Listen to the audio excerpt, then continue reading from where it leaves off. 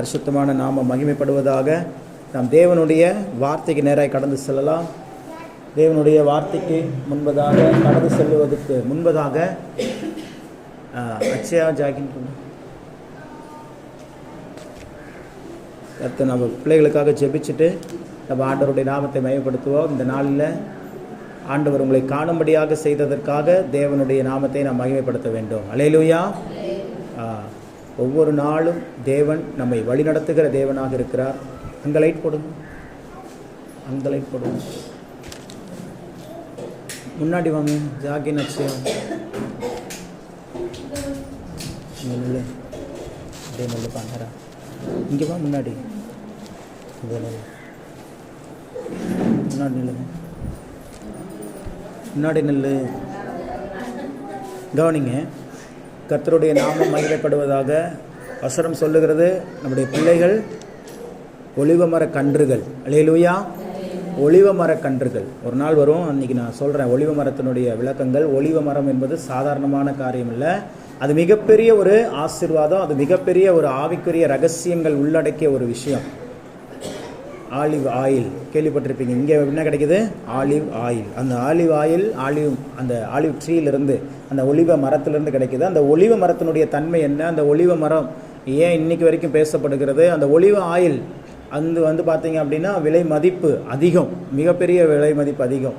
அதுக்கெல்லாம் காரணங்கள் பல உண்டு. அதெல்லாம் பல உண்டானாலும் நம்முடைய பிள்ளைகள், நம்ம வீட்டில் இருக்கிற ஒவ்வொரு பிள்ளைகளும் ஒலிவ மர கன்றுகளாக இருக்கிறார்கள். ஆகவே இந்த நாளில் நம்முடைய இளைய தளபதிக்கு பிறந்தநாள். இன்றைக்கி உலகத்தில் ஒரு இளைய தளபதிக்கு பிறந்தநாள் கொண்டாடிட்டு இருக்கிறாங்க. நம்ம வீட்டினுடைய இளைய தளபதிக்கும் நம்ம பாப்பாவுக்கும் புதன்கிழமை பிறந்தநாள், வருகிற புதன்கிழமை. 2 பிள்ளைகளுக்கும் பிறந்த நாளை காணும்படியாக தேவன் உதவி செய்திருக்கிறார்.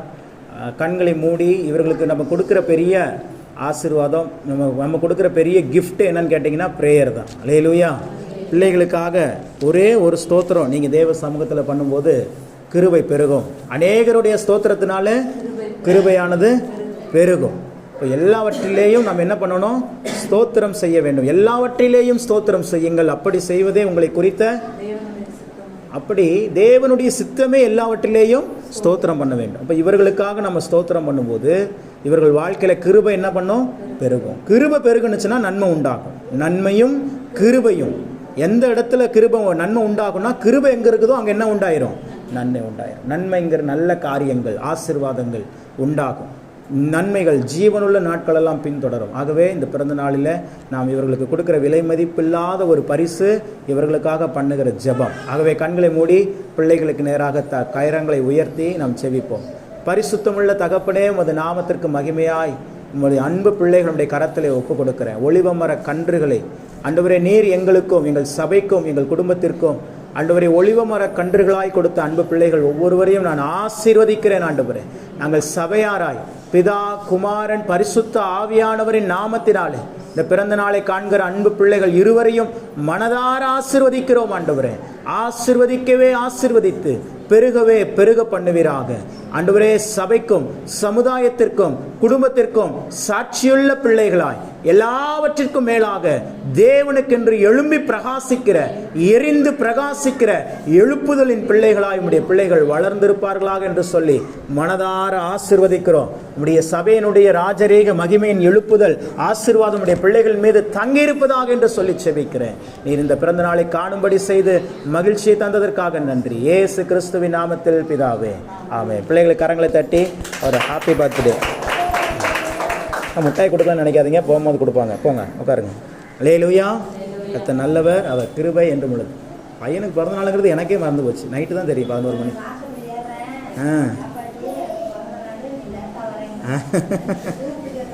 ஆமாம். அல்லேலூயா. எப்பவுமே எல்லாருமே ஒரு விஷயத்தை புரிஞ்சுக்கணும். நம்மளுக்கு எத்தனை பிள்ளைகள் இருந்தாலும் ஒவ்வொருத்தருக்கும் பிள்ளைகள் இருக்கிறாங்களே. எனக்கு 3 பிள்ளைங்க இருக்கிறாங்க. உங்களுக்குலாம் எத்தனை பிள்ளைங்க இருக்கிறாங்க? உங்களுக்கு எத்தனை பிள்ளைங்க?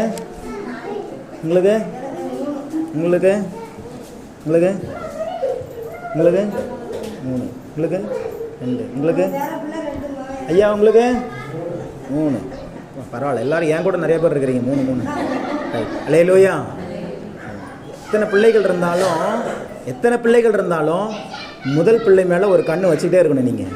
ஏன் அப்படின்னா, ஒரு கணவனுக்கும் ஒரு மனைவிக்கும் ஒரு தாய் ஒரு தகப்பன் அப்படிங்கிற ஸ்தானத்தை ஃபஸ்ட்டு பெற்றுக் கொடுத்தது யார் தான்? முதல் கண். அதனால தான் பாருங்கன்னா, ஆண்டவருக்கு பலியிடுகிற விலங்குகள்லேயே பலியிடுகிறதுல எதை தான் கொண்டு போய் ஃபஸ்ட்டு பலியிடுவாங்க? முதல் தலையீட்டு தான் தேவ சமூகத்தில். ஏன்னா முதல் விலையேற பெற்றது. எல்லார் வீட்லேயும் கடைசி பிள்ளைங்க செல்ல பிள்ளைகளாக இருப்பாங்க. ஆனால் உண்மையாக செல்ல பிள்ளைகளாக இருக்க வேண்டியது யார் தெரியுமா? முதல் பிள்ளைங்க தான். முதல் பிள்ளைகள் தேவனால் கொடுக்கப்பட்ட ஆசீர்வாதத்தின் பிள்ளைகள். இப்பவும் ஒரு வழக்கம் இருக்குது. நீங்கள் திருநெல்வேலி சவுத்தில் மதுரையிலேருந்து அப்படியே எடுத்துக்கிட்டிங்கன்னா, மதுரையில், திருநெல்வேலி, தூத்துக்குடி, கன்னியாகுமரியில் நல்ல ஒரு பாரம்பரியமான கிறிஸ்தவ குடும்பத்தில் எடுத்துக்கிட்டிங்க அப்படின்னா, அவங்க வீட்டில் இருக்கிற முதல் பையனோ இல்லை முதல் பெண்ணோ முதல் குழந்தை ஊழியக்காரியாக இருப்பாங்க அல்லது ஊழியக்காரராக இருப்பாங்க. அல்லேலூயா. அந்த பழக்க வழக்கம் இன்னைக்கு வரைக்கும் தொடர்ந்து கொண்டு இருக்கிறது. கம்பல்சரி 4 பிள்ளைங்க இருந்தாலும் ஒரு பிள்ளை டாக்டராக இருக்கும், ஒரு பிள்ளை இன்ஜினியராக இருக்கும், ஒரு பிள்ளை ஐடியில் கூட ஒர்க் பண்ணோம். ஆனால் முதல் பிள்ளை பார்த்தீங்க அப்படின்னா கர்த்தருக்குன்னு கொடுத்துருவாங்க. ஒன்று எஃப்எம்பிபியில் மிஷினரியாக இருப்பாங்க, ஜெம்ஸில் மிஷினரியாக இருப்பாங்க, இல்லைன்னா அங்கே இருக்கிற சிஎஸ்ஐ சபையிலே ஒரு சிலர்லாம் அங்கேயே படித்து அந்த சபையிலேயே விசுவாசியாக இருந்து அவங்க மூலமாகவே படித்து அதே சிஎஸ்ஐ ஆலயத்தில் ஆயர்களாக பாஸ்டர்ஸாக மாறினவங்கலாம் உண்டு, எனக்கு தெரியும். அல்லேலூயா. அதனால் நிறைய விஷயங்கள் அதெல்லாம் எப்படி அந்த பழக்க வழக்கம் வந்துச்சு அப்படின்னா, முதல் தலையீற்று ஃபஸ்ட்டு ப்ரிஃபரன்ஸ் யாருக்கு தான்? தேவனுக்கு தான் சொல்லி. ஏன்னா ஆண்டவர் அந்த முதல் குழந்தைய அந்த அளவுக்கு ஆசீர்வதிக்கிறார். ஏன் அந்த முதல் குழந்தைய சொல்கிறேன் அப்படின்னா, எங்களுக்கு ஜாகின் முதல் குழந்தை. அல்லேலூயா. அதனால தான். அப்போது நம்மளுடைய எல்லாருடைய பிள்ளை அந்த முதல் பிள்ளைகளுடைய ஆசீர்வாதம் பார்த்தீங்கன்னா அடுத்து இருக்கிற அந்த குடும்பத்தையே ஆசீர்வதிக்கும். ஏன்னா அவங்க மேலே மிகப்பெரிய ஒரு பொறுப்பு உண்டு. அது பாருங்கள், வளர வளர வளர வளர பார்த்தீங்க அப்படின்னா ஒரு குறிப்பிட்ட சுச்சுவேஷன் வரும்போது அண்ணனை கேட்டு தான் செய்யணும், அக்காவை கேட்டு தான் செய்யணும். அண்ணன்ட்ட ஒரு வார்த்தை சொல்லணும், அக்காட்ட ஒரு வார்த்தை கேட்டுக்கணும். வருமா வார்த்தை? வீட்டில் இருக்கிறவங்க பெரியவங்களை, அப்பா அம்மாவுக்கு அப்புறம் யாரை தான் பார்ப்பாங்க? அடுத்து அக்காவாக இருந்தாலும் சரி, அவங்க அந்த முதல் குழந்தை அவங்க ஒரு மிகப்பெரிய பொறுப்புள்ளவர்களாக, மிகப்பெரிய ஒரு ஆசீர்வாதம் உள்ளாக, டிசிஷன் மேக்கிங் அத்தாரிட்டியாக இருப்பாங்க. ஆமாம், இன்றைக்கும் நான் எங்கள் வீட்டில் எல்லா விஷயத்துலையும், நான் ஒரு பையன், வீட்டில் 3 பொண்ணுங்க இருந்தாலும் எங்கள் வீட்டில் எங்கள் அக்காட்ட நான் முடிவு எடுப்பேன். ஆனாலும் எங்கள் அக்காட்ட ஒரு வார்த்தை கேட்டுருவேன். இப்போவும் அந்த எனக்கு பழக்கம் உண்டு. எந்த விஷயம், என் தங்கச்சிகளோட ரெண்டு தங்கச்சிங்களுடைய மேரேஜாக இருந்தாலும் சரி, இல்லை மற்ற எந்த காரியங்களாக இருந்தாலும் சரி, ஒரு வீடு, எங்கள் வீடு கட்டுற காரியம் அல்லது வீடு அடமானம் வைக்கிறது, பத்திரம், கடன் வாங்குறது, எதுவாக இருந்தாலும் எங்கள் அப்பாட்டையும் அம்மாட்டையும் பேசிட்டு எங்கள் அக்காட்ட என்ன பண்ணிடணும்? ஒரு வார்த்தையை கேட்டுருவேன். மாறிட்ட ஒரு வார்த்தை கேளு. எங்கள் அக்கா பேர் மாரியம்மாள். அல்லேலூயா. அதனால் மாறிட்ட ஒரு வார்த்தை கேளு, மாறிட்ட ஒரு வார்த்தை பேசு அப்படின்னு ஒரு பழக்க வழக்கம் எங்கள் வீட்டில் உண்டு. அது மாதிரி எல்லாமே அந்த முதல் பிள்ளைகள் மீது இருக்கிற அந்த ஆசீர்வாதத்தை குறித்து நான் சொல்லுகிறேன். அதனால் முதல் பிள்ளைகள் ரொம்ப நன்றி உள்ளவங்களாக இருக்கணும். அப்பா அம்மாவாக இருக்கிறவங்க யாருக்கு நன்றி உள்ளவங்களாக இருக்கணும்? முதல் பிள்ளைக்கு. ஏன்னா உங்களுக்கு தாய் தந்தைங்கிற அந்தஸ்தை கொடுத்ததே யார் தான்? அந்த பிள்ளை தான். அதுக்கப்புறம் எத்தனை பிள்ளைங்க வேணால் பிறக்கட்டும், 2வது பிள்ளை 3வது பிள்ளைலாம் பிறக்கட்டும். உங்களுக்கு முதலாவது தாய் என்கிற அந்த அந்தஸ்தையும் தகப்பன் என்கிற அந்த அந்தஸ்தையும் அது யாருக்கு தெரியும் அப்படின்னா, ஒரு குழந்தை கூட பிறக்காத இன்னைக்கு வரைக்கும் காத்து இருக்கிறவங்களுக்கு அந்த வலி, அந்த வேதனை, அந்த கஷ்டம் என்னங்கிறது தெரியும். அப்படி அந்த முதல் பிள்ளைகளின் மீது ஆண்டவர் அவ்வளோ பெரிய ஆசீர்வாதங்களை வைத்திருக்கிறார். சரி, அதனால் உங்களுடைய பிள்ளைகளை கூட நீங்கள் ஏன் இதை சொல்கிறேன் அப்படின்னா, நீங்கள் உங்கள் வீட்டில் காலையில் எந்திரிச்ச உடனே முதல் பிள்ளை தலையில் ஆக்சுவலாக எல்லா பிள்ளைகளுடைய தலையிலையும் கை வச்சு டெய்லியும் ஜெபம் பண்ணோம். அந்த பழக்கம் இருக்குதா? எல்லாருக்கும், எல்லாரும் ஃபேமிலியில் இருக்கா? எல்லா நாளும் நீங்கள் நமக்கு முதல்ல ஜெபம் பண்ணுற பழக்கம் இருக்குதா? இல்லையே. அல்லேலூயா. நமக்கு இருந்துச்சுன்னா தான் நம்ம அடுத்து நம்ம பிள்ளைகளுக்கு. சரி, அந்த பழக்கத்தை நம்ம கொண்டு வரணும். இதெல்லாம் தான் இன்றைக்கி கம்ப்ளைண்ட்ஸ் வருது. பார்க்குறீங்களா? பிள்ளைகளுடைய வாலிப பருவத்தை பிள்ளைகள் அடையும் பொழுது 13 வயதை கடக்கும் போது பார்த்தீங்க அப்படின்னா, அது ஆண் பிள்ளையாக இருந்தாலும் சரி, பெண் பிள்ளையாக இருந்தாலும் சரி, இன்றைக்கி நிறைய கம்ப்ளைண்ட்ஸ் வர ஆரம்பிச்சிருச்சு. பிள்ளை சொல் பேச்சே கேட்க மாட்டேங்க. நாங்கள் ஒன்று சொன்னால் அவன் ஒன்று செய்கிறான், நான் இதை படிக்க சொன்னால் அவன் அதை படிக்கிறான், நான் இந்த வேலைக்கு போக சொன்னால் அவன் அந்த வேலைக்கு போகிறான். கம்ப்ளைண்ட்லாம் வருதா? எல்லா குடும்பத்துக்கும். அதுக்கு காரணம் என்ன தெரியுமா? பிள்ளைகளுக்கு இந்த மாதிரி சின்ன பிள்ளைகள் இருந்து அவங்க கையில் வச்சு நம்ம ஜெபம் பண்ணாதது தான். சவுத்தில் இன்றைக்கி அந்தளவுக்கு கம்ப்ளைண்ட்ஸ் இல்லை, சென்ட்ரல்லையும் நார்த்லேயும் தான் அந்தளவுக்கு அவ்வளோ கம்ப்ளைண்ட்ஸ் இருக்குது. காரணம் என்னென்னா அப்படின்னா, அவங்க அந்த விஷயத்தில் ரொம்ப. என் கூட ஒருத்தர், நான் முதல் முறையாக நான் ஊழியத்தில் 2012 ஒப்பு கொடுத்து 2014 முழு நேர ஊழியத்துக்கு வரும்போது என் கூட ஜேம்ஸ் அப்படின்னு சொல்லி ஒரு சகோதரர் இருந்தார். அவர் பார்த்தீங்கன்னா வேலூர்காரர், ஆனால் பாரம்பரிய சிஎஸ்ஐ கிறிஸ்துவர். நல்லா கவனிக்கணும். அப்போ நான் அன்மேரிடு, எனக்கு 2019 தான் மேரேஜ். அதனால் அப்போ நான் பேச்சுலராக இருந்ததுனால நானும் அவரும் தான் எங்கள் ரூமில் தங்கியிருப்போம். நான் கிராம ஊழியங்களை செய்து வருவேன், அவர் வந்து டிவி ஊழியங்கள். இப்போவும் ஹோசன்னா டிவின்னு ஒரு டிவி வரும், அந்த டிவியினுடைய முதல் ஆப்ரேட்டர் நான் தான். அல்லேலூயா. எனக்கு அப்புறம் ஜேம்ஸ் பிரதர் வந்தார். அந்த டிவி இன்னைக்கு அப்போ வந்து பார்த்தீங்கன்னா ஒரு சின்ன ஒரு சர்க்கிளில், சாத்தூர் அப்படின்னு ஒரு சர்க்கிளில் வந்த டிவி, ஒரு கிறிஸ்தவ டிவி. இப்போ வந்து பார்த்தீங்க அப்படின்னா தமிழ்நாடு ஃபுல்லாக வருது ஹோசன்னா டிவி. அந்த டிவியில் முதல்ல ஒன்றுமே தெரியாது, ஆனால் சொல்லிக் கொடுத்து என்னை ஆப்ரேட்டராக வச்சுருந்தாங்க. அப்புறம் நான் கிராம ஊழியங்களுக்கு வந்த பிறகு அதுக்குன்னு ஜேம்ஸ்னு ஒரு பிரதர் போட்டாங்க. அவர் பார்த்தீங்க அப்படின்னா பகல் நேரங்கள் முழுவதும் அவர் கூட இருப்பேன். சாயங்கால நேரத்தில் தான் நான் ஊழியத்துக்கு போவேன். சினிமா பாடல்களாக கேட்பாங்க, சினிமா காமெடிகளாக பார்த்துட்டு இருப்பாங்க. ஆனால் பேர் ஜேம்ஸ், பாரம்பரிய சிஎஸ்ஐ கிறிஸ்துவர். ஆமாம். ஆனால் வந்து பார்த்தீங்க அப்படின்னா சினிமா படங்களையும் சினிமா ஜோக்ஸ்லையும் பார்த்துக்கிட்டு சினிமா டைலாக்லையும் பேசிக்கிட்டு அவருக்கும் வேதத்துக்கும் சம்மந்தமே இல்லாமல் இருப்பான். ஆனால் அவர்கிட்ட இருக்கிற ஒரு மிகப்பெரிய ஒரு குணாதிசயம்னு பார்த்தீங்கன்னா, காலையில் எழுந்த உடனேயே போய் ஃபேஸ் வாஷ் பண்ணிட்டு வந்தோடனே பைபிள் எடுத்து உட்காந்துக்குவார். அல்லேலூயா. எடுத்துருவார். ஒரு நாளைக்கு 5 அதிகாரம் வாசிச்சிருவார். அது புரியுதோ புரியலையோ எடுப்பார். காலையில் பார்த்தா அவர் எந்திரிக்கிறத வச்சு தான் மணி 5ன்னு நான் தெரிஞ்சுக்குவேன். அப்போனா எந்த அளவுக்கு ஷார்ப்பாக அவர் எந்திரிப்பாருன்னு பாருங்க. கரெக்டாக 5 மணிக்கு 4:50 எந்திரிச்சிட்டாருன்னா போயிட்டு ஃபேஸ் வாஷ் பண்ணிட்டு ப்ரெஷ் பண்ணிட்டு வந்துட்டு பைபிள் எடுத்துக்கணும். பைபிள் நம்ம அப்படியே பார்த்துக்கிட்டே படிக்கிற மாதிரி ஆக்ட் பண்ணுவோம். பார்த்தீங்களா? என்ன பண்ணுறீங்க பிரதர்? படிச்சுட்டு இருக்கிறேன் பைபிளில். ஒரு சிலர் கண்ணை மூடிட்டே தூங்கிட்டே இருப்பாங்க. ஆனால் என்ன பண்ணீங்க? இல்லை நான் பைபிளில் மெடிடேட் பண்ணிட்டு இருக்கிறேன் அப்படிம்பாங்க. அந்த மாதிரிலாம் இல்லை, லவுடாக நல்ல சத்தமாக படிச்சுட்டு கர்த்தர் என் மெய்ப்பரா இருக்கிறார், நான் தாழ்ச்சி அடைவேன்னு காலையில் மந்திரம் ஓதுறாங்க. பார்த்தீங்களா? அல்லா கோயிலில், இந்து கோயிலெல்லாம் அது மாதிரி அவர் உட்காந்து இந்த ரூமில் நான் இருக்கிறேன்னா பக்கத்தில் ஹாலில் அவர் படுத்துட்டு அவர் எந்திரிச்சு உட்காந்து பயிற்சிட்டு இருப்பார். அவர் எடுத்து அந்த சுப்பிரபாதம் மாதிரி படிக்க ஆரம்பித்தார்னா தெரிஞ்சிடும், மணி 5 ஆயிடுச்சு அப்படின்ட்டு. அல்லேலூயா.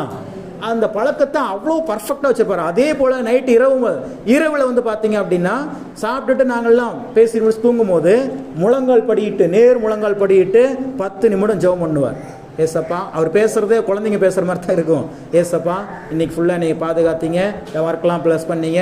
எங்கள் ஆண்டி, அவங்களுக்கு அப்பா அம்மா கிடையாது, அவங்க அத்தை மட்டும்தான் அவங்கள வளர்த்துனாங்க. எங்கள் ஆண்டி நீங்கள் ப்ளஸ் பண்ணியிருக்கிறீங்க, அதுக்காக நன்றின்னு எல்லாம் சொல்லுவார். சொல்லிவிட்டு ஒரு நபரோடு பேசுகிற மாதிரி பேசிகிட்டு இருப்பார். அப்படியே ப்ரேயர் பண்ணிவிட்டு போய் தூங்குவார். அப்போ நான் பார்ப்பேன், இந்த மனுஷனுடைய வாழ்க்கை உலக பிரகாரமான வாழ்க்கையாக இருக்குது. இடையில அதுக்கப்புறம் பார்த்தீங்கன்னா அப்புறம் வேற ஜேம்ஸாக மாறிடுவார். அது வேறு விஷயம். ஆனால் அந்த அந்த ஃபார்முலா, அந்த என்ன சொல்கிறது, டக்குன்னு அந்த வார்த்தை வர மாட்டேங்குது. அதில் படிப்பிக்கப்பட்டிருக்கிறாரு பாருங்கள். காலையில் எந்திரிச்சா ஃபஸ்ட்டு 5 அதிகாரம் ப்ரேயர் பண்ணணும். நைட்டு தூங்குறதுக்கு முன்னாடி ப்ரேயர் பண்ணிட்டு தான் நீ தூங்கணும்னு அவங்க அத்தை அந்த அளவுக்கு வளர்த்துருக்குறாங்க. அவங்க அத்தை வந்து ரொம்ப ஸ்ட்ராங்கான ஒரு பிலீவர். சிஎஸ்ஐ தான். ஆவியின் அபிஷேகம், ஆவினா என்னெல்லாம் தெரியாது, ஆனால் வேதத்திற்கும் ஜபத்திற்கும் அவ்வளோ முக்கியத்துவம் கொடுத்தாங்க. அதனால தான் இப்பொழுதும் மதுரைக்கு அந்த பக்கம் பார்த்தீங்கன்னா பயங்கர செழிப்பாக இருக்கும். மேலே வந்தீங்கன்னா தான் வறட்சியாக இருக்கும். ஆவிக்குரிய ரீதியிலும் பொருளாதார ரீதியிலும். இன்றைக்கும் பாருங்கள், அண்ணாச்சி கடைங்க தான் அதிகம் இருக்குதோ. பார்த்துருக்குறீங்களா?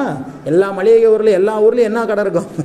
அண்ணாச்சி கடைக்கு தான் அதிக சேல்ஸ். ஏன் சரவணா ஸ்டோர்ஸ் அண்ணாச்சி எந்த ஊருக்காரர் தான்? சவுத்து தான். அல்லேலூயா.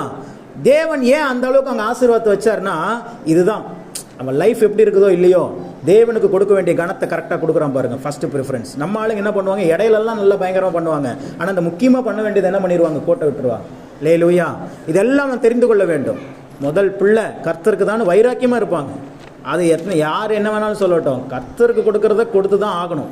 தசம பாகங்கள், காணிக்கை. சபையில் ஒரு விஷயம்னு சொன்னால், ஒரு ஃபங்க்ஷன் சொன்னால் முன்னாடி வந்து நிற்கிறோம். அசன பண்டிகைன்னு ஒரு பண்டிகை இருக்குது, கேள்விப்பட்டிருப்பீங்களான்னு தெரில. ஊரே வந்து சாப்பிடும். ஊரே, இந்துக்காரங்க கிறிஸ்டினு முஸ்லீம்லாம் கிடையாது. அசனம்னு ஒன்று வச்சுட்டிங்க அப்படின்னா ஒரு பெரிய விழா தான்.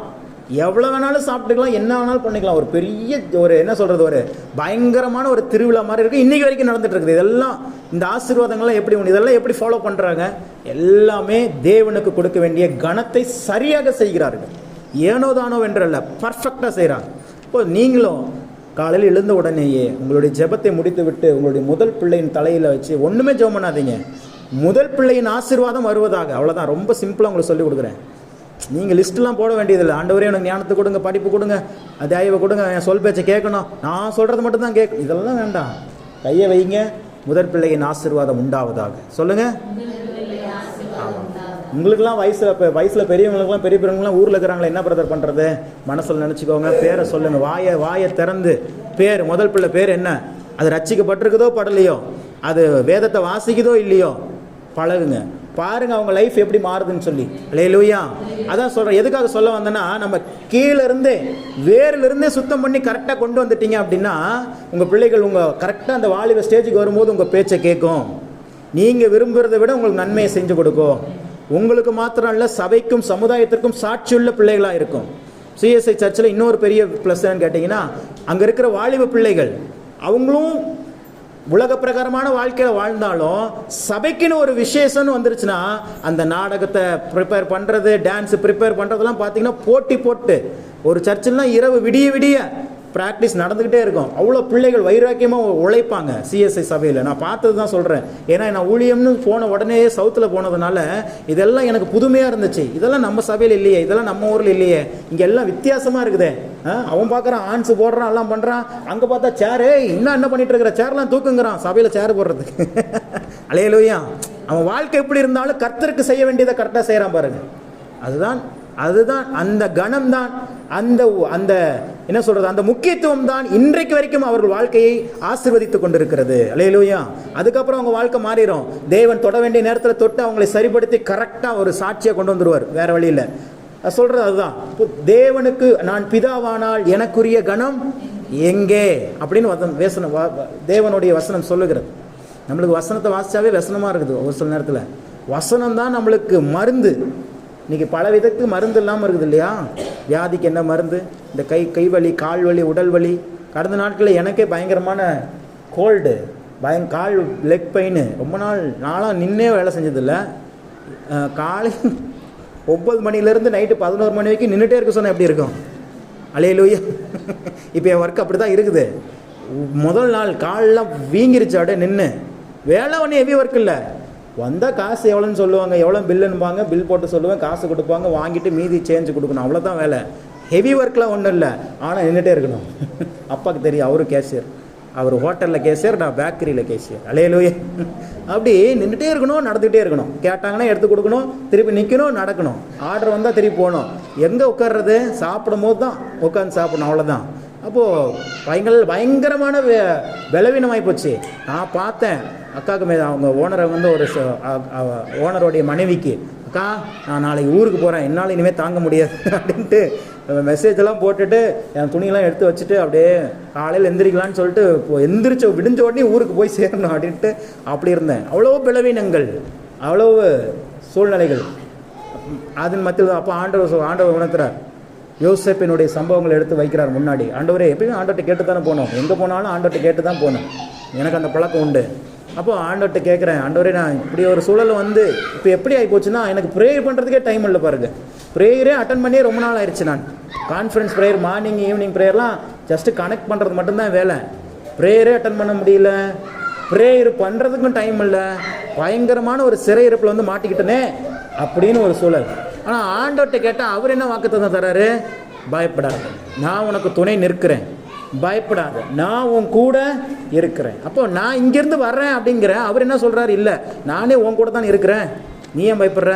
இப்போ யோசேப்பினுடைய சம்பவத்தை காண்பிக்கிறார். அவனுக்கென்று ஒரு தரிசனம் வைக்கப்பட்டது. ஆனால் அவன் அடிமையாக இன்னொரு தேசத்திற்கு போக வேண்டிய சூழல் இருந்தது.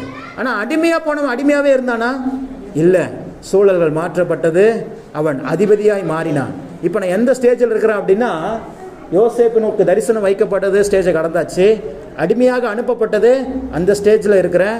இப்போது அதிபதியாக்கப்பட்ட ஸ்டேஜுக்கு வந்தாச்சு. அல்லேலூயா. இப்போ பேக்கரியில் ஃபுல் கண்ட்ரோல் என் கரத்தில் இருக்குது. அங்கே இருக்கிற ப்ரொடக்ஷனும் சரி, அங்கே இருக்கிற சேல்ஸும் சரி, வெளியில் போயிட்டு ஆர்டர்ஸ் எடுக்கிறது கொடுக்கறது எல்லாமே இப்போ யாரோட கண்ட்ரோல் இருக்குது? என் கைக்கு வந்துருச்சு. அப்போது எப்படி தேவன் வாக்குத்தத்தம் பண்ணி யோசேப்பை அடிமையாக கொண்டு போய் அங்கே அதிபதியை மாற்றினாரோ, அதே போல் இப்போ அடிமையாக கொண்டு போனார். ஃபஸ்ட்டு போகும்போது ஒன்றும் தெரியாது. நான் அங்கே போய் ஏதாவது சர்வீஸ் ஒர்க் கொடுப்பாங்கன்னு நினச்சேன். டேபிள் துடைக்கிறதோ நமக்கு என்ன தெரியும், அதான் தெரியும். இல்லை ஏதாவது கேட்குறத எடுத்து கொடுக்குறதோ, இந்த ஒர்க்கு தான் கொடுப்பாங்கன்னா அந்த ஒர்க்கும் செஞ்சேன். அப்புறம் பார்த்தாங்க அவங்க எனக்கு ரொம்ப க்ளோஸ். அந்த ஓனர், அது அண்ணன், அப்படி தான் சொல்லுவேன் வெளியில், அந்த அளவுக்கு பழக்கம். அவர் சொல்லிட்டார், உன்னை யாரா இந்த வேலையெல்லாம் செய்ய சொன்னது? உன்னை இந்த வேலைக்கு அக்கா சொல்லிட்டார், இந்த வேலைக்காக உன்னை நான் கூப்பிடல, அங்கே போ அப்படின்ட்டு அப்படியே மாற்றிட்டாங்க கேஷியருக்கு. அல்லேலூயா. ஆனால் எனக்கு அதை விட இதுதான் கஷ்டமாக இருக்குது. அது ஈஸியாக இருந்துச்சு. அது தேவைங்கிறது கொடுத்துட்டு உட்காந்துக்கலாம். இது நின்றுக்கிட்டே இருக்கணும், யார் வந்தாலும் போனாலும் நின்றுக்கிட்டே இருக்கணும். சரி, இருந்தாலும் ஒரு ஸ்தானத்தில் தேவன் கொண்டு போய் வைக்கிறார் என்றால் அதற்கு பின்பதாக ஒரு அர்த்தம் உண்டு. அப்போ இங்கே கொண்டு வந்துட்டார். இப்போ யோசேப்பு எந்த ஸ்டேஜில் இருக்கிறாரு? அதிபதியாக மாறிட்டார். இப்போ இதோட யோசேப்பு ஒர்க்கு முடிஞ்சிருச்சா? அடுத்த ஒன்று முக்கியமான ப்ராசஸ் இருக்குது. என்னது? கரெக்டாக சொல்லுங்க பார்ப்போம். ஆண்டவர் எனக்கு அது சொன்னார், அதனால தான் உங்களுக்கு சொல்கிறேன். நீங்கள் சொல்லுங்கள். யோசேப்புக்கு தரிசனம் கொடுக்கப்பட்டது, அடிமையாக விற்கப்பட்டான், அடுத்து திருப்பி அதிபதியாக மாற்றப்படுகிறான். இப்போ அதிபதிக்கு அடுத்து என்ன ப்ராசஸ் அவனுக்கு? கரெக்ட் சகோதரி, கரெக்ட் கேட்டு பார்ப்போம். அப்படி வரணும் லைனுக்கு. அநேகருக்கு ஆசீர்வாதமாக மாற வேண்டிய ஒரு அதுக்கு தான் தேவன் அங்கே வச்சிருக்கிறாரு என்னைய. அதை நான் புரிஞ்சுக்கிட்டேன். அல்லேலூயா. அப்போது தேவன் சரியாக வழி நடத்துகிறார். அவர் கரெக்டாக இருக்கிறார். அங்கே வழிகளும் இருக்குது, வேதனைகளும் இருக்குது. சிறையிருப்பில் தான் இருந்தார் யோசேப்பு. சிறையிருப்பில் என்ன பயங்கரமான சாப்பாடாக கொடுப்பாங்க? முழு சாப்பாட்லேயே கால்வாய் சாப்பாடு தான் கொடுப்பாங்க. இப்போ இருக்கிற சிறைச்சாலை பரவாயில்ல, அப்போ இருக்கிற சிறைச்சாலை ரொம்ப கொடுமையானது. ஆனாலும் அப்பொழுது கூட யோசேப்பு நினச்சிருக்கலாம், நான் திரும்பி ஓடிடலாமா? யோசேப்புக்கு என்ன விவரம் அறியாதவரா? அவருக்கு தெரியாதா? ஓடணும், ஓடி இருக்க முடியாதா? என்ன வேணா செஞ்சிருக்கலாம். ஆனால் அவருக்குள்ள ஆழமான ஒரு வேர் இருந்தது. என்ன தெரியுமா? தேவனை நீங்க கொண்டு வந்திருக்கிறாருன்னா ஒரு பர்பஸ் இல்லாமல் கொண்டு வந்திருக்க மாட்டாரு. நீங்க நினைக்கலாம், இன்னைக்கு சகோதரிகள்லாம் சிஸ்டர் மதுரையிலேருந்து இங்கே அலந்தலபுரம் வந்திருக்கிறாங்க, சிஸ்டர் சென்னையிலேருந்து இங்கே வந்திருக்கிறாங்க, அந்த சிஸ்டர் மலேசியாலேருந்து வந்திருக்கிறாங்க, தேசங்களிலிருந்து இங்கே வருகிறாங்க. அலந்தலைப்பூர் மேலே ஒரு நோக்கம் இல்லாமல் நீங்களாம் இங்கே வந்திருக்கவே முடியாது. இல்லையா? நான் சேலத்துலேருந்து வந்திருக்கிறேன், இவங்க திருச்சியிலேருந்து ஆலம்பாக்கத்துலேருந்து வந்திருக்கிறாங்க. இந்த ஊருக்காரங்க எத்தனை பேர் இங்கே இருக்கிறோம் யோசிச்சு பாருங்க. அலந்தலைப்பூர்லேருந்து இருக்கிறாங்க. ஆனால் அலந்தலைப்பூர் தானுங்கோ அப்படிங்கிற கை தூக்குங்க பார்ப்போம். கம்மி நம்ம தானே. அலந்தலைப்பூர் அல்லாதவர்கள் தான் இங்கே அநேகம். ஏன்? தேவன் இந்த அலந்தலைப்பூர் மீது ஒரு பெரிய திட்டத்தை வைத்திருக்கிறார். அந்த திட்டம் நிறைவேறுவதற்கு ஒரு பவித்ரா தேவை, ஒரு மணி தேவை, ஒரு ஆல்வின் தேவை, ஒரு மெர்சி தேவை, ஒரு அஞ்சுதம் தேவை, சகோதரி ரஞ்சிதாவும் தேவை. அல்லேலூயா. அவருடைய திட்டத்தை முடிக்கிறதுக்கு இவ்வளோ ப்ராசஸ் இருக்குது. நம்ம நினைக்கிறோம் எங்கேயோ வந்து காட்டுக்குள்ளே போட்டாங்களே. இந்த பாப்பாலாம் நினச்சிருக்கலாம் சென்னை எப்படி சிட்டி, இந்த ஊர் எப்படி. நான் 2 இடத்துல இருந்துக்கணும்னு எனக்கு தெரியும். ஐயோ வாழ்க்கையே போச்சேன்னு நினச்சிருக்கலாம். இல்லை, தேவன் ஒரு சித்தத்தோடு உங்களை கொண்டு வந்திருக்கிறார். மதுரை அடுத்த மெட்ரோ அதுதான் பயங்கரமான டெவலப்மெண்ட்டு. அதே தலைநகரம் ஆக்கலாமே முடிவு பண்ணிட்டாங்க. இப்போ அடுத்து இன்னும் கொஞ்ச நாள் ஆக்கிடுவாங்க பாருங்களேன். சவுத்தில் தலைநகரமாக ஆக்கிடலான்னு முடிவு பண்ணிட்டாங்க. தென்னிந்தியாவோட மிகப்பெரிய ஒரு அந்த இடத்துலேருந்து இந்த காட்டுக்குள்ளே கொண்டு வந்து விட்டால் இங்கே பஸ்ஸுக்கே 1.5 மணி நேரம் காத்திருக்க வேண்டியது இருக்குது. எனக்கு தெரியும் உணர்வுகள், ஏன்னா எல்லா உணர்வுகளையும் கடந்து வந்தவன் தான் நான். அல்லேலூயா. ஏன் ஆண்டவர் மலேசியாவிலேருந்து வந்திருக்கிறாங்க. மலேசியாவுடைய கிளைமேட் என்ன, அங்கே இருக்கிற உணவு வகைகள் என்ன, இங்கே காட்டுக்குள்ளே அன்றைக்கி பார்த்து வேர்க்கு முடிச்சுட்டு தலையில் ஒரு குண்டா வச்சுக்கிட்டு பாவம் அந்த பாப்பா நடந்து போகிறத பார்த்துட்டு எனக்கே கஷ்டமாக இருந்துச்சு. அப்போது ஏன் இந்த பாதைகளில் தேவன் அனுமதிக்கிறார் அப்படின்னா, சும்மாலாம் இல்லை. சொல்லுங்கள், சும்மாலாம் இல்லை. வெயிட்டான ரிவார்டு உண்டு. அல்லேலூயா. பாருங்க, நாட்கள் வரும், விளங்கும். நாட்களானது அதை உங்களுக்கு விளங்க பண்ணும். அல்லேலூயா. அப்போ சொல்லுவீங்க, தேவன் இதற்காக தான் என்னை கொண்டு வந்தார். யோசேப்பு எப்போ தெரியுமா நினச்சிருப்பான்? அவன் அதிபதியாக ஆன போது கூட நினச்சிருக்க மாட்டான். ஓ, இதுக்கு தான் ஆண்டவர் என்னை கொண்டு வந்தாரான்ட்டு. உலக தேசமே பஞ்சத்தில் இருக்கும்போது இவன் இருக்கிற தேசம் மாத்திரம் செழிப்பு கொடுத்துக்கிட்டே இருக்கிறான். ஊர் நாட்டில் இருந்தெல்லாம் ஓடி வராங்க. பஞ்சத்தில் பசியில் ஏதாவது கிடைக்குமான்னு சொல்லி எகிப்தை நோக்கி வருகிறவர்களுக்கு எல்லாம் கொடுத்துக்கிட்டே இருக்கிறான் பாருங்க. அப்படிப்பட்ட ஒரு ஆசீர்வாதத்தின் பாத்திரம், அனைவருக்கும் ஆசீர்வாதமான ஒரு பாத்திரமாய் யோசேப்பு இருக்க வேண்டும் என்பதுதான் தேவனுடைய சித்தமாக இருந்தது. அதற்கு தான் அவ்வளோ பாதைகளை கடந்து வர வேண்டியது இருந்தது. இப்போ நான் இந்த ஸ்டேஜுக்கு வந்துட்டேன். இப்போ பார்வோனுக்கு அடுத்த ஸ்டேஜில் தான் நான் இருக்கிறேன். இப்போ நீங்கள் அப்படியே நீங்கள் ரொம்ப டீப்பாக போயிடக்கூடாது. அப்போ போத்திப்பார் யாருங்க? அப்போ போத்திபாருடைய மனைவி அதெல்லாம் கடந்து வந்தாச்சு வாலிப நாட்கள்லேயே. அல்லேலூயா. அதெல்லாம் வேறு ப்ராசஸ்ஸு, அதெல்லாம் யோசிச்சிடாதீங்க. அப்படியும் இருக்கிறாங்க, அங்கேயும் இருக்குது, அதையும் தாண்டி வந்தாச்சு. அல்லேலூயா. அப்போது இப்போ அடுத்து இன்னும் ஒன்று பாக்கி இருக்குது. அதான் நான் சொன்னேன், அந்த வேதனையில் நான் ஊருக்கு போகிறேன். நான் எப்படி இருந்தேன்? எங்கள் வீட்டில் சுடுதண்ணியில் பச்சை தண்ணிலாம் குளிச்சதே கிடையாது. எங்கே டெய்லி காலைல 5 மணிக்கு 6 மணிக்கு பச்சை தண்ணியே தான். அதுவும் குளிர் சேலத்தில். இப்போது வேறு வழி இல்லை, குளிச்சே ஆக வேண்டிய கட்டாயம். அல்லேலூயா. குளிச்சு அந்த எல்லா விதமான அந்த பாடுகளையும் எல்லா விதமான எங்கள் வீட்டில் இட்லி வச்சா சண்டை வரும். கேட்டுங்க, நான் சொல்லிகிட்டே இருப்பேன் பசங்கிட்ட, கூட வேலை செய்கிற பசங்க. ஏன்ப்பா சொல்லுவேன், எங்கள் வீட்டில் என் மனைவி இட்லினாவே பயப்படுவாங்க. ஏன்னா என் முன்னாடி இட்லி வச்சுட்டாங்கன்னா அவ்வளோதான் அன்றைக்கி நினைப்பாங்க. இன்னும் டெய்லியும் காலைல அங்கே இட்லி தான். சாப்பிடு. நீ இட்லியாடா சொல்கிற, ஆண்டு நினச்சிருப்ப என் பிள்ளை கொடுக்குற இட்லியா நீ வேணான்னு ஒதுக்குன, இனி உனக்கு இட்லி தாண்டி பாய். அது நல்ல இட்லியாக இருந்தால், இப்போ எங்கள் வீட்டில் இருக்கிற நல்ல இட்லி நல்ல இட்லியாக தான் இருக்கும். இவங்க கொடுக்குற இட்லி பயங்கரமாக இருக்குது. நைட்டில் தோசை தான், 2 தோசை தான் என்னுடைய எப்போது வழக்கம் போல் ஃபுட்டு. இப்போ என்ன தெரியுமா ஃபுட்டு? மத்தியானம் சாப்பாடு என்ன மீதியாவதோ அதுதான் நைட்டுக்கு. அல்லேலூயா. எப்படி உடச்சி உருவாக்கிட்டு இருக்கிறாரு நீங்கள் பார்த்துக்கணும். கடந்து வருகிற பாதைகள் எல்லாம் யோசிக்கிறேன், என்ன ஆல்வின்னா மட்டும் என்ன ஸ்பெஷலாக உனக்கு தாண்டி இருக்குது, இன்னும் நிறையா பார்க்க வேண்டியது நிறைய இருக்குது. இது சும்மா ட்ரெய்லர் தான், இருங்க பாய் அப்படிங்கிற மாதிரி அப்படியே ஒரு உழட்டுறார், சுற்றுறாரு அப்படியே. நீ அல்லேலூயா. இப்போ தான் உணர்கிறேன். இன்னும் சொல்ல போனால் என் கணவனுக்கும் மனைவிக்கு அந்த லவ்வே இப்போ தான் எனக்கு ரொம்ப அதிகமாகுது. அல்லேலூயா. பேசி பக்கத்தில் இருக்கும் போதெல்லாம் ஒன்றும் பேசினா கூட போயிடுவேன் நான் பாட்டு ஃபோன் பார்த்துக்கிட்டு.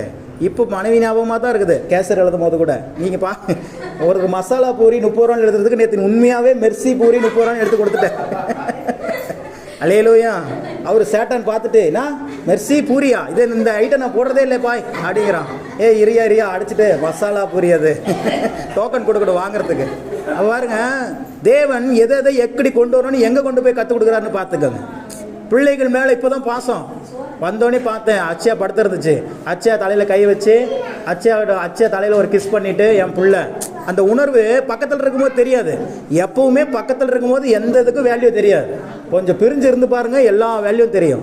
காலையில் என் பையன் வந்து அவனை தூக்கி வச்சுட்டு ஹாப்பி பர்த்டே சொன்னேன். என்னைக்காவது அவனை தூக்கி வச்சிருக்கிறத நீங்கள் பார்த்துருப்பீங்களா? எங்கள் வீட்டில் பார்த்துருக்கு. பட் அல்லேலூயா. இவ்வளோ சூழல்களை ஆண்டவர் கற்றுக் கொடுக்குறார். ஒரு புதுப்பிக்கப்படுகிற ஒரு அனுபவத்துக்குள்ளாக தேவன் வைத்திருக்கு. சபை விசுவாசிகள் தான் ஞாபகமே இருக்காது மைண்டில். இப்போலாம் ஒவ்வொரு நாளும் ஒவ்வொருத்தர் நினச்சிட்டு இருக்கிறேன். அம்மா என்ன பண்ணுறாங்க, அப்பா என்ன பண்ணுறாங்க, பவித்ரா பாப்பா என்ன பண்ணுவாங்க, ரஞ்சிதா பாப்பா இன்றைக்கி வருமா, இந்த வாரம், போன வாரம் வரலல்ல, அதனால் வந்தீங்களா, அதான் இந்த வாரம் வருவா. இப்படி இப்போது அங்கே போனோன்னே இங்கே இருக்கிற அந்த நினைவுகள், இங்கே இருக்கிற அந்த அன்பு, இங்கே இருக்கிற அந்த பாசம், இது எல்லாமே புதுப்பிக்கப்படுகிறது. அல்லேலூயா. அப்போ தேவன் அதற்காக ஒரு சில பாதைகளை என்ன பண்ணுறாரு, அனுமதிக்கிறார். அந்த பாதையில் நம்மளை உள்ளே கொண்டு வந்து கரெக்ட் பண்ணி மேலே கொண்டு வருகிறார். அவ்வளோதான். அல்லேலூயா. அதனால் தேவன் எதை செய்தாலும் அது நமக்கு நன்மையாக தான் முடியும். நான் போன வாரமே சொன்னேன், தேவ பிள்ளைகளுக்கு எப்போவுமே ஆன்சராக இருக்குது. ஆன்சர் உங்ககிட்ட கையில் இருக்கணும். ஒரே ஆன்சர் தான். என்ன ஆன்சர்? அது கர்த்தர் பார்த்து கொள்வார். அவ்வளோதான். ஆன்சரே இல்லை. இதுக்கு என்ன பிரதர் பண்ணுவேன், இந்த வியாதி எப்படி பிரதர் போகும், இந்த கடன் எப்படி பிரதர் அடையும், கர்த்தர் பார்த்து கொள்வார். நீங்கள் கிட்ட ஆன்சர் இருந்துச்சு அப்படின்னா பிசாசால உங்களை கொஸ்டின் பண்ணவே முடியாது. ஆனால் உங்ககிட்ட சந்தேகம் இருந்துச்சு அப்படின்னா அவன் கொஸ்டின் பண்ணிக்கிட்டே இருப்பான். இது என்ன பண்ண போகிறேன், பிள்ளைக்கு எப்படி இருக்குது, என்ன பண்ண போகிறேன், இந்த பிள்ளைகளை நீ எப்படி வளர்க்க போகிறேன். நான்லாம் ரஞ்சிதா பாப்பாவில் உண்மையாகவே ரொம்ப பெருசாக நினைப்பேன். ஏன்னு கேட்டிங்கன்னா, இவன் ஜாக்கின் பிறந்திருக்கும் போது அவனை பார்த்துக்கிறதுக்குள்ளே நானும் என் மனைவி பட்டுக்கிற பாடு அவ்வளோ பாடாக இருக்கும். நாங்கள் 2 பேர் இருப்போம். இது இல்லாமல் அவங்க மெர்சியோடைய அம்மாவும் வந்து இருப்பாங்க. அப்படி இருந்தும் பார்த்துக்கவே முடியாது. திடீர்னு அழுவான், திடீர்னு கத்துவான், திடீர்னு காய்ச்சல்னா ஓடணும், திடீர்னு வாந்தி வைத்தால போகும், அதுக்கு என்னமோ அதை கட்டுறதுக்கு போகணும், மாந்தம் என்னென்னமோ வரும். ஆனால் இந்த பாப்பா எந்த விதமான துணையும் இல்லாமல், கணவர் வேலைக்கு போயிடுவார், 2 குழந்தைங்களை வச்சு மெயின்டைன் பண்ணுறது, ஏங்க ஒரு என்ன சொல்கிறது, நிம்மதியாக தூங்க கூட முடியாது. அல்லேலூயா. ஆனால் அதையும் தேவன் கடப்பதற்கு ஒரு பலனை தந்திருக்கிறார் என்று சொன்னால், தேவன் மகள் மீது வைத்த திட்டம் பெரியது. அல்லேலூயா. எல்லாவற்றுக்கும் பலன் உண்டு, அதை மட்டும் மறந்துடாதீங்க. இவ்வளோ பாதையில் கடந்து போகிறனே பிரதர், எல்லாவற்றுக்கும் பலன் உண்டு. உங்கள் கிரியைகளுக்கு தக்க பலன் அவரோடு கூட வருகிறது. இது பரலோகத்துக்கு போனால் தான் அந்த மகிமை கிடைக்குமா? பூமியிலே உங்களை வாழ வைத்து அழகு பார்க்காமல் அவர் விடவே மாட்டார். விடப்பட்ட ஒவ்வொரு சொட்டு கண்ணீருக்கும் பதில் தராமல் அவர் ஓயவே மாட்டார். கரெக்டாக நீதி செய்கிற தேவன் அவர். சாதாரணமான ஆண்டவர் அல்ல. கரெக்டாக அவர் தான் சொல்கிறாரு, நீதிமானுக்கு சரி கட்டப்படும். நீதிமானுக்கு என்ன பண்ணப்படும், சரி. அப்படின்னா என்னன்னா, இது ஏதோ சாபம்னு நினைச்சிட்டாங்க. இல்லை, நீதிமானுக்கு சரி கட்டப்படும்னா நீதிமானுக்குரிய ஆசீர்வாதங்கள் அவன் பூமியில் வாழும் பொழுதும் அவனுக்கு சரிக்கு சரியாய் கொடுக்கப்பட வேண்டும். அதை சரியாக புரிந்து கொண்ட மோசே ஜெபிக்கிறார். என்ன ஜெபிக்கிறாரு? தேவனே, நாங்கள் துன்பத்தை கண்ட நாட்களுக்கு சரியாய், சொல்லுங்க, சரியாய். இன்னைக்கு அந்த அபிஷேகம் உங்கள் மீது இறங்கி வரும். அல்லேலூயா. சரியாய் உங்களை மகிழ்ச்சியாக்குவார். எந்த அளவுக்கு பாடுகள், என் கணவனாலே இவ்வளோ பிரச்சனை, மனைவினாலே இவ்வளோ பிரச்சனை. ஒரு சிலருக்குலாம் நீ மைண்ட் ஓடிட்டு இருக்கோம், கல்யாணம் பண்ணதுக்கு பண்ணாமலே இருந்திருக்கலாம். எத்தனை பேருக்கு அந்த மைண்ட் உண்டு? அந்த அக்காவே கை தூக்கிட்டாங்க. இன்னும் கொஞ்சம் போனால் நானே தூக்கிடுவேன். சரி, அப்படியே அடக்கிட்டு இருக்கிறேன், என்ன பண்ணுறது? அல்லேலூயா. அவன் எங்கள் அம்மா இப்போ வரைக்கும் சொல்லுவாங்க, எங்கள் பேர பிள்ளைகளே வந்துருச்சு, ஆமாம், இன்னும் 4 வருஷம் போனால் அச்சாக்கே மேரேஜ் பண்ணிடுவேன். எங்கள் அம்மா இப்போ வரைக்கும் சொல்லுவாங்க, ஏன் உங்கள் அப்பனை கல்யாணம் பண்ணுறதுக்கு நான் கல்யாணம் பண்ணாமலே இருந்திருக்கலாம். எங்கள் அப்பா அம்மா கூட கஷ்டப்பட்டு இருந்திருக்கலாம். உங்கள் அப்பா அம்மா கூட இருக்கும்போது அப்பா அம்மா மதிக்கிறது கிடையாது, அப்பா அம்மா சொல்கிறது பேச்சு கிடையாது. பிள்ளைகளுக்கு சொல்கிறேன். அப்புறம் கணவன் கண்கண்ட தெய்வம்னு சொல்லி போன பிறகு அவன் எட்டி வதைக்கும் போது தான் நம்மளுக்கு தெரியுது அப்பா அம்மாவுடைய அருமை என்ன. அல்லேலூயா. அப்போ தான் தெரியும் அப்பா அம்மா. எங்கள் அப்பா அம்மா வீட்டில் நான் எப்படி இருந்தேன், ராணி மாதிரி இருந்தேன். என்னை அங்கே கேட்டாக, இங்கே கேட்டாக, இப்போ என்ன கேட்டாக, ஒன்றும் பண்ண முடியாது, அவ்வளோதான். இதிலிருந்தும் தேவன் நீங்கள் நினைத்து பார்த்திராத ஆசீர்வாதத்துக்கு அழைத்து செல்வார். நோக்கம் உண்டு, உங்களை குறித்து ஒரு சித்தம் உண்டு. வேதத்தை வாசிங்க.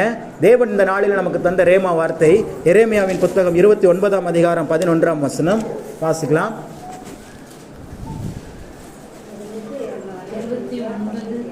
எரேமியாவின் புத்தகம் 29ஆம் அதிகாரம் 11. நீங்கள் எதிர்பார்த்திருக்கும் முடிவை உங்களுக்கு கொடுக்கும்படிக்கு நான் உங்கள் பேரில் நினைத்திருக்கிற நினைவுகளை அறிவேன் என்று கர்த்தர் சொல்லுகிறார்.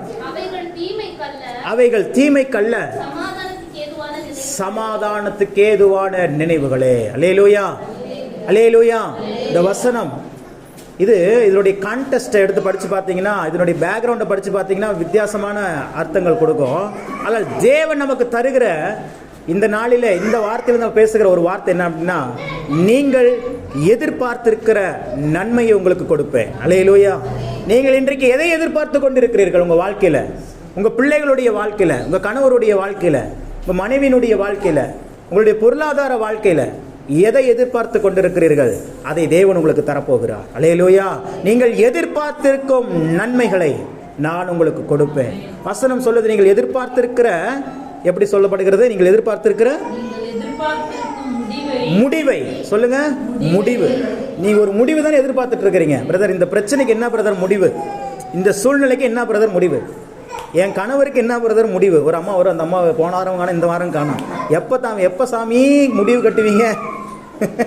அந்த மாதிரி எப்போ ஒரு முடிவு, இந்த கடன் பிரச்சனைக்கு எப்போ ஒரு முடிவு, என் கணவனுடைய குடிப்பழத்துக்கு எப்பொழுது ஒரு முடிவு, என்னுடைய கடன் பிரச்சனைக்கு, என்னுடைய வலி வேதனைக்கு, என்னுடைய சரீரத்தினுடைய காயங்களுக்கு எப்பொழுது ஒரு முடிவு.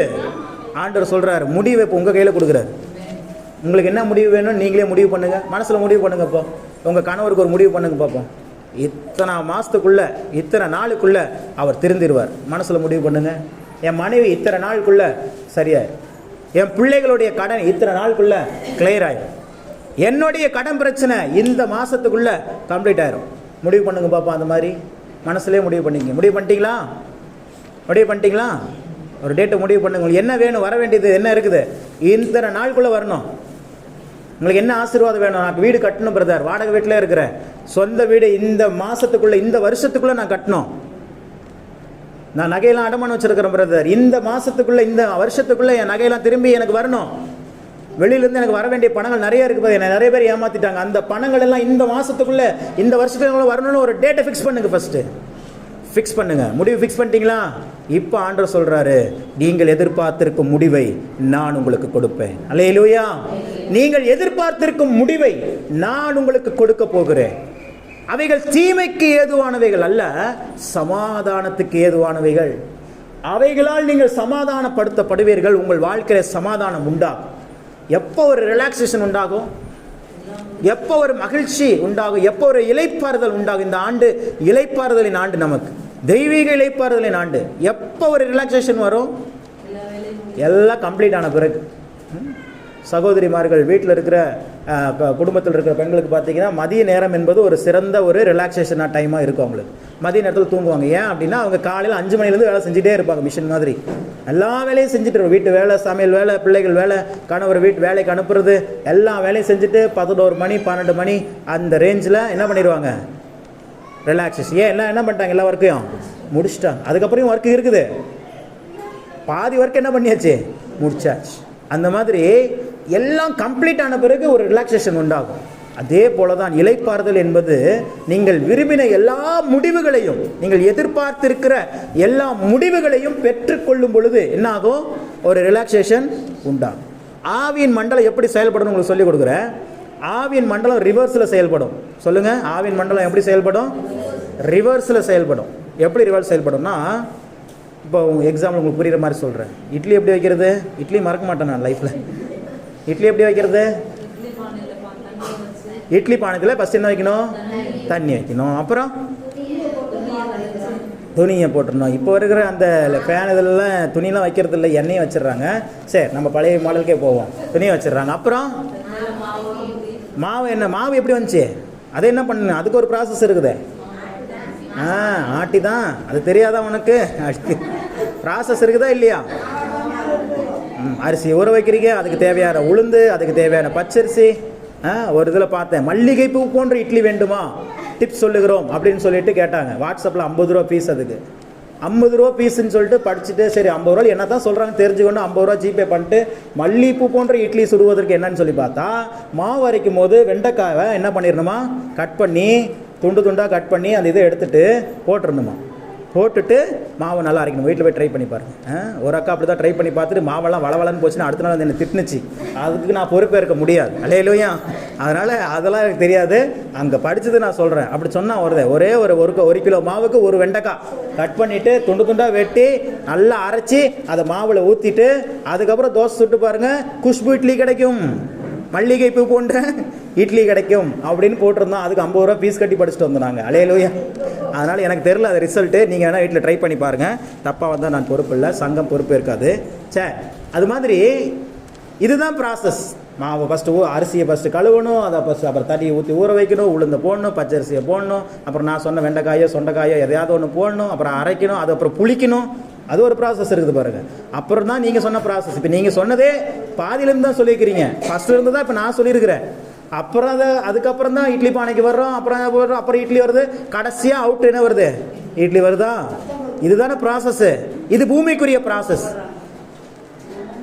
ஆவிக்குரிய உலகத்தினுடைய ப்ராசஸ் எப்படி இருக்கும் அப்படின்னா, முதல்ல இட்லி வரும். முதல்ல என்ன வரும்? இட்லி வரும். அதுக்கப்புறம் துணி போடுற மாதிரி இருக்கும். அதுக்கப்புறம் தண்ணி ஊற்றுற மாதிரி இருக்கும். அதுக்கப்புறம் குண்டா வைக்கிற மாதிரி இருக்கும். என்ன பிரதருக்கு ஏதோ குண்டக்க மட்டக்க பேசுகிறாரு, என்னமோ ஆயிடுச்சு பிரதருக்குன்னு நினைக்காதீங்க. ரிவர்ஸில் இருக்கும். அதுக்கு எக்ஸாம்பிளுக்கு சொல்லிட்டு இருக்கிறேன். ஆவிக்குரிய மண்டலம் எப்படி இருக்கும்? ரிவர்ஸில் தான் செயல்படும். நம்ம இந்த உலகத்துரிய மண்டலத்தில் வாழ்கிறதுனால இப்படியே நினச்சிட்டு இருக்கிறோம். ஜெபம் பண்ணிட்டோமா விடுதலை ஆயிரும். விடுதலை ஆயிடுச்சா பணம் வந்துடும். பணம் வந்துருச்சா காணிக்க கொடுத்துருவேன் இப்படி நினைக்கிறீங்க. ஆவிக்குரிய மண்டலம் எப்படி ஒர்க் ஆகும்னா, ஃபஸ்ட்டு நீ பணத்தை கொடு, உன்னிடத்தில் இருக்கிறத கொடு, அதுக்கப்புறம் நான் உன்னை ஆசீர்வதிப்பேன், அதுக்கப்புறம் உன்னுடைய கடன்கள் பிரச்சனை நீங்கும். இப்படி தான் ரிவர்ஸ் ஆர்டர் ஆவிக்குரிய மண்டலம். நம்ம பூமிக்குரிய மண்டலத்தை வச்சு அந்த ஃபோக்கஸ்லேயே வாழ்ந்து கொண்டிருக்கிறதுனால தான் இப்போ அம்மா கேட்ட மாதிரி எவ்வளோ நாள் தான் இந்த பாடம் தாங்கிக்கிட்டே இருக்கிறது. நான் சொல்கிறேன், ரிவர்ஸுக்கு வாங்க. அல்லேலூயா. பிரதர் எனக்கு எல்லாம் வந்த பிறகு நான் சொல்கிறேன், உங்கள் கடன் எல்லாம் அடைஞ்சிருச்சு, உங்கள் கணவர் எல்லாம் மனம் திரும்பி என்னை மாதிரி ஊழியக்காரராக மாறிட்டார், அங்கங்கே சபையை நடத்துகிற ஊழியக்காரராக மாறிட்டாங்க, நீங்கள் எதிர்பார்க்குறது எல்லாம் நடந்துருச்சு. இப்போ உங்கள் மைண்ட் எப்படி இருக்கும்? உங்களுடைய மன ரீதியாக நீங்கள் எப்படி இருப்பீங்க? அது இப்பயே இருங்க. அல்லேலூயா. அந்த ஸ்டேஜுக்கு வந்துட்டிங்கன்னா அதெல்லாம் நடக்க ஆரம்பிச்சிடும். ரகசியம், மிகப்பெரிய ஒரு ஆவிக்குரிய ரகசியத்தை உங்களுக்கு சொல்லி கொடுத்துட்டு இருக்கிறேன். உங்களுக்கு எந்த அளவுக்கு எனக்கு புரியுதுன்னு எனக்கு தெரியல. ஆனால் இதை நீங்கள் சரியாக புரிந்து கொண்டால் நீங்கள் வாழ வேண்டியதில்லை, நீங்கள் ஆளலாம். அல்லேலூயா. வாழ்வது என்பது ஏதோ வாழ்க்கை கிடைச்சிருச்சு வாழ்கிறோம். நான் சொல்கிறேன், நீங்கள் வாழ்வதற்காக அல்ல, ஆழ்வதற்காக வந்தவர்கள். பூமியை ஆழ்வதற்காக. வசனம் அப்படி தானே சொல்லுது. ஆதாம் ஏவாள் எப்படி சிருஷ்டிக்கப்பட்டாங்க? பூமியை கீழ்ப்படுத்தி அவைகளை ஆளக்கடவர்கள். ஆண்டவர் ஆளுகை செய்வதற்காக உங்களை கொண்டு வந்தார். உங்கள் குடும்பத்தை நீங்கள் தான் ஆளுகை செய்யணும். யாரோ ஒருத்தர் பேச்சு கேட்டு உங்கள் வீட்டுக்காரர் ஆடக்கூடாது, உங்கள் பேச்சு தான் வீட்டுக்காரர் கேட்கணும். யாரோ ஒருத்தர் பேச்சு கேட்டுட்டு உங்கள் வீட்டில் இருக்கிறவங்க இருக்கக்கூடாது, உங்கள் பேச்சு தான் அங்கே எடுபடணும். அதெல்லாம் நடக்கணும்னா ஆவிக்குரிய மண்டலத்தை ஸ்டார்ட் பண்ணுங்க, ஆக்டிவேட் பண்ணுங்க. ஆவிக்குரிய மண்டலம் இப்படி தான் ஒர்க் ஆகும். ரிவர்ஸ் ஆர்டர் சொல்லுங்க. Reverse order. அப்போது நீங்கள் கடன் பிரச்சனை எல்லாம் முடிஞ்சிருச்சுன்னா உங்கள் மைண்ட் எப்படி இருக்குமோ அந்த மைண்ட் செட்டுக்கு ஃபஸ்ட்டு வாங்க. மைண்ட் செட்டுக்கு வர்றது பெரிய விஷயமே இல்லை, ஈஸியாக வரலாம்.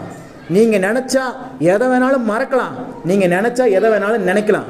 இப்போ 8ஆவதுல நீ எத்தனை மார்க் வாங்கின முள்ளாண்டில் அப்படின்னு கேட்டால் உங்களால் ஞாபகம் வச்சு சொல்ல முடியும். ஆனால் மறந்துருக்கும் மைண்டில். ஆனால் நீங்கள் என்ன பண்ண முடியும்? திருப்பி போய் ஞாபகத்தில் கொண்டு வர முடியும். ஏன்னா ஆண்டவர் உங்களுக்குள்ள அந்த சக்தியை வச்சிருக்கிறார். அதுதான் ஆத்துமாவுக்குள்ள அந்த நினைவுகள்ங்கிற சக்தி. நீங்கள் கல்யாணம் பண்ணும்போது உங்களுக்கு பட்டுப்புடவை எந்த கலரில் உங்கள் வீட்டுக்காரர் எடுத்து கொடுத்தாருன்னு கேட்டால் சொல்லுவீங்களா சொல்ல மாட்டிங்களா? எல்லாருக்கும் தெரியுமா தெரியாதா? கல்யாணம் எத்தனை வருஷம் ஆச்சு? எப்படி ஞாபகம் இருக்குது? போகிறீங்களா ரிவர்ஸில்? இப்போ நினச்சிருக்க மாட்டேன். இப்போ நான் சொன்ன பிறகு ஞாபகம் வந்துருச்சா? இப்போ எல்லாம் போயிடுச்சு, மைண்ட் எல்லாம் அங்கே கல்யாணத்துக்கு. நல்லா திருப்பி வாங்க திருப்பி வாங்க. அதை ஏன் பிரதர் திரும்பி ஞாபகப்படுத்துக்கிறீங்களா? உங்கள் முதல் குழந்தை பிறந்த உடனேயும் முதல் குழந்தைக்கு போட்ட முதல் ட்ரெஸ் ஞாபகம் இருக்குதா எல்லாருக்கும்? எனக்கு ஞாபகம் இருக்குது. உங்களுக்கு எத்தனை பேருக்கு ஞாபகம் இருக்குது? நீங்கள் போனீங்கன்னா யோசிச்சிங்கன்னா ஞாபகம் வந்துடும். ஆனால் இன்னும் போகலாம், டைம் ஆச்சு. சரி, எவ்வளோ பேர் மொய் வச்சாங்க? யார் மொய் வைக்காமல் சாப்பிட்டு போனாங்க? ஞாபகம் இருக்குதா? சாப்பிட்டு விட்டு குறை சொல்லிட்டு போனவங்க எத்தனை பேர்? எல்லாமே ஞாபகம் வரும். போய் லிஸ்ட் எடுங்க. எல்லாமே மைண்டில் ஸ்டோரேஜ் ஆகி வச்சுருப்பாங்க. நான் சொல்கிறேன், ஆண்டவர் அதை அப்படியே அந்த ரிவர்ஸ் ஆர்டருக்கு நீங்கள் வந்துட்டீங்க அப்படின்னா எல்லாத்தையும் சாதிக்க ஆரம்பிச்சிடலாம். கடன் பிரச்சனையை குறித்து நினைக்கக்கூடாது. என்ன ஆகுமோ இல்லை, ஆணுச்சுன்னா நீ எப்படி இருப்ப? கடன் எல்லாம் அடைஞ்சிருச்சு, எப்படி இருப்ப? என் கணவர் மனம் திரும்பிட்டார், இப்போ எப்படி இருப்ப? எனக்கு வர வேண்டிய பணம்லாம் வந்துருச்சு, எப்படி இருப்போம்? மைண்ட் செட் எப்படி இருக்கும்? அந்த மைண்ட் செட்டுக்கு மட்டும் நீங்கள் வந்து பழகிட்டீங்க அப்படின்னா தேவன் மீது அளவுக்கு அதிகமான விசுவாசம் உங்களுக்குள்ள உண்டாகிறோம். ஆட்டோமேட்டிக்காக ஆவிக்குரிய மண்டலங்கள் ரீஆக்டிவேட் செய்யப்பட்டு நடக்க ஆரம்பிச்சிடும். அதை தான் சொல்கிறேன், நீங்கள் எதிர்பார்த்திருக்கும் முடிவை, அதை நான் இப்போ உங்களுக்கு வேற மாதிரி சொல்கிறேன், நீங்கள் எதிர்பார்த்து இருக்கும் முடிவை. எதை பார்க்குறீங்க நீங்கள்? இன்னைக்கு உங்களுடைய லைஃப் எப்படி இருக்கணுங்கிறத பாருங்க. பழைய வாழ்க்கையை நீ பார்க்காதீங்க, இனிமே எப்படி வாழ வேண்டும் என்று சொல்லி பாருங்கள். என் கணவர் நீ இதுக்கு முன்னாடி எப்படி இருந்தார், அப்படி வேண்டியதில்லை. இனிமே பூர்வமானவைகளை சிந்திக்க வேண்டாம், முந்தினவைகளை நினைக்க வேண்டாம். இதோ புதிய காரியத்தை செய்கிறேன், இப்பொழுதே அது தோன்றணும்னா நீங்க பழச மறந்தாகணும். பழைய கசப்புகள், பழைய பிரச்சனைகள், பழைய போராட்டங்கள். இன்னைக்கு ப்ரேயர் முடிச்சுட்டு போனோனையும் ஃபோனை எடுங்க. யார் யாருக்கெல்லாம் சொந்த பந்தத்தை பேசாமல் இருக்கிறீங்களோ ஃபோன் அடித்து நீங்களே பேசு. அல்லேலூயா. அவன்கிட்ட எப்படி நான் எப்படி பேசுவேன்? என்ன வார்த்தை பகிர்ந்து போனான் பிரதர்? எப்படி பிரதர்? கிறிஸ்துவை போல நீங்கள் மாறாவிட்டால் கிறிஸ்துவுக்குள்ள இருக்கிற ஆசீர்வாதம் உங்களுக்குள்ள வர முடியாது. நான் எங்க அப்பா சிஎம்மா இருந்தா தான் நான் அடுத்து என்ன ஆக முடியும்? சிஎம் ஆக முடியும். நாளா சிஎம்ல ஆக மாட்டேன்னு சொல்லிட்டு போனா போ அப்படின்ற விட்டுருவாங்க. அப்போ கிறிஸ்துவுக்குள்ள இருக்கிற ஆசீர்வாதம், அவருக்குள்ள இருக்கிற நிறைவு, அவருக்குள்ள இருக்கிற வல்லமை, அவருக்குள்ள இருக்கிற ஐஸ்வர்யம் வேணுமா? அவரை போல மாறு. அவர் மன்னிச்சார், மூஞ்சி காரி துப்புனாங்க, அவர் மூஞ்சில நிர்வாணப்படுத்தினாங்க. பிதாவே இவர்களுக்கு மன்னியும். சும்மா பேச்சுக்கெல்லாம் சொல்லல. போன வாரம் சொன்ன மாதிரி அவன் நல்லா இருக்கட்டும் பிரதர் அப்படி இல்லை. அவர் மனசார மன்னித்தார். இன்றைக்கு வரைக்கும் தேவனாக நமக்கு முன்பதாக இருக்கிறார். ஃபோன் அடித்து பேசி பாருங்க. ஒரு அம்மாவுக்கு அப்படியே ஹீலிங் நடந்துச்சு.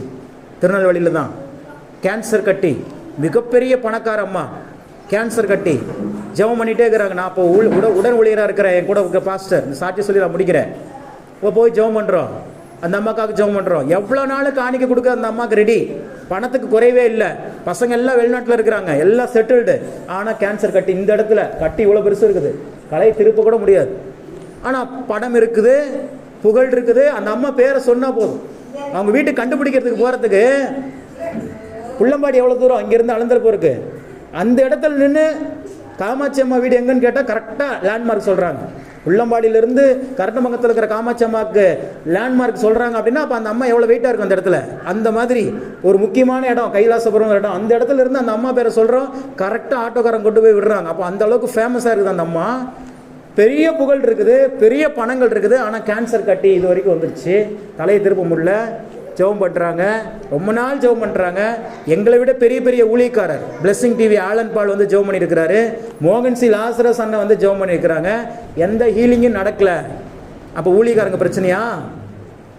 இவர்கிட்ட ஜெபம் பண்ண, இவர்கிட்ட கேட்கவே இல்லை. இந்த டாக்டர்கிட்ட போயிட்டு சொல்லுவாங்களே, அந்த டாக்டர்கிட்ட போகாதீங்க, அந்த டாக்டர் ஊசி போட்டால் கேட்கவே கேட்காது. அந்த டாக்டர் போட்ட ஊசி கரெக்டு தான், உன் உடம்பு அது என்ன பண்ணிக்கல. இப்போ எனக்கே மெஸ்ஸி ரெகுலராக ஒரு ஊசி போடும் காய்ச்சல்னா, இப்போ அந்த ஊசி போட்டால் கேட்க மாட்டேங்குது. ஆனால் அப்போ கேட்டுச்சு, இப்போ கேட்க மாட்டேங்குது. அதுக்கு ஒரு வார்த்தை சொன்னிச்சு, என்ன பண்ணிருச்சு? ரெசிஸ்ட் ஆயிடுச்சு. இந்த உடம்பு என்ன பண்ணிருச்சு? இதுக்கு மேலே இந்த மருந்தெல்லாம் வந்தால் உன்னை குணப்படுத்த மாட்டேன்ட்டு என்ன பண்ணிருச்சு உடம்பு. அப்படின்னு ப்ராப்ளம் எங்கே தான் இருக்குது? நம்ம யாரை தான் சொல்லிட்டு இருக்கிறோம்? சுற்றில் இருக்கிறவங்கள தான் சொல்லிட்டு இருக்கிறோம். இல்லை, என்றைக்குமே நம்ம கரெக்டாக இருந்துட்டோம்னா எல்லாமே கரெக்டாக. ஒரு மனிதனுடைய மாற்றம் முழு உலகத்தினுடைய மாற்றம். அப்போ என்ன நடந்துச்சு அந்த சகோதரிக்கு, அந்த தாயாருக்கு? ஜெபம் பண்ணுறோம், எங்கள் பாஸ்டரும் ஜெபம் பண்ணுறாரு. அப்போ நாங்கள் ஒரு மீடியமான ஓசனா டிவி ஊழியக்காரர் தான், அவர் பேர் ஆரோக்கியராஜ். அவர் ஜெபம் பண்ணுறாரு. ஜெபம் பண்ணிவிட்டு கிளம்புறோம். இரவில் இப்படி ஊழியத்தெல்லாம் முடிச்சுட்டு யார் யாருக்கெல்லாம் போய் ஜெபம் பண்ணுமோ அவங்க பேர் எழுதி வச்சு திருப்பி நைட்டில் நாங்கள் எல்லாம் ஜெபம் பண்ணுவோம். இவங்கெல்லாம் போய் சந்திச்சிருக்கிற ஆண்டவரே அவங்க வாழ்க்கையில் ஒரு அற்புதம் நடத்துங்க, அப்போ தான் அவங்க ஆசீர்வதிக்கப்படுவாங்க, அப்போ தான் அவங்க காணிக்கு நிறையா கொடுப்பாங்க. இப்படிலாம் நான் ஜெபம் பண்ணிக்கிறேன். அல்லேலூயா.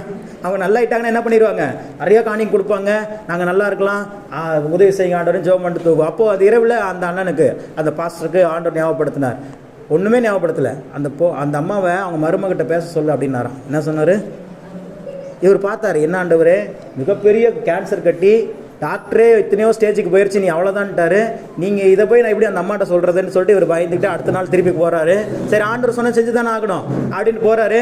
அம்மா உங்களுக்காக நான் ஜெபம் பண்ணோமா என் முன்னாடி சொல்கிறாரு. ஆண்டவர் ஒன்று சொல்ல சொன்னார், நீங்கள் தப்பாக நினச்சிக்காதீங்க அப்படின்னு சொல்லிட்டு சொல்கிறாரு. ஆண்டவர் சொன்னார், உங்கள் மருமகிட்ட உங்களை பேச சொன்னார் அப்படின்னு. இந்த அம்மா கேட்டோடனே அப்படியே ஷாக்காயிருச்சு. மருமகள்கிட்ட பேசணுமா? ஏன்னா இந்த அம்மா கல்யாணம் ஆனதுலேருந்து மருமகள்கிட்ட பேசுகிறதே இல்லையா.